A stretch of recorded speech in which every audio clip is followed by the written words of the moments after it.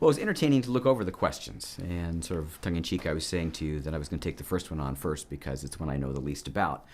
And I say that because I've not been around Mennonite Church BC now for about 7 years. And so it's a bit presumptuous for me to say this is what's happening in churches and what they look like now.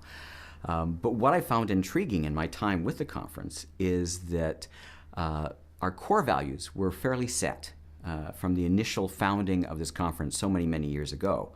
Up to this day, those haven't changed a great deal, but on those, we've extended them, expanded them in some interesting ways.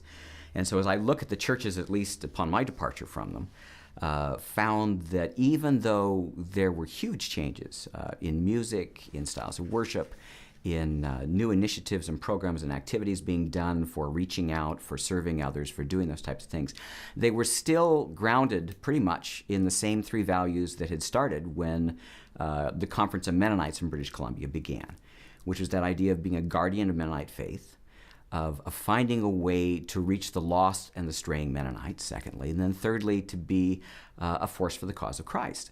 And those haven't altered really. How we've dealt with those have been quite substantial. And thinking back over at least my tenure involved in the conference, saw those change in huge ways. As we tried to, for instance, take that first one of being a guardian of Mennonite faith, move that from an ethnic identity, it lodged in sort of the Plautdeutsch, Low German mindset, into an identity that is really a theological one. That recognized that biblical Anabaptism, as I would call it, was very evangelical, very service-minded, very peace-minded. And how do we live those out beyond the German-speaking community into a larger life? And so one of the things when Jake Talitzky first intrigued me with coming out to BC initially was this idea of taking that and putting real wheels to it and moving it into a larger community than just within that smaller set. So I saw that as a huge change. It was a bit like trying to drive a car while change the wheels at the same time. It was not always easy in that respect. But it provided for a means of moving us into a mindset that thought much more about our theological sense of who we are than simply our ethnic sense of who we are.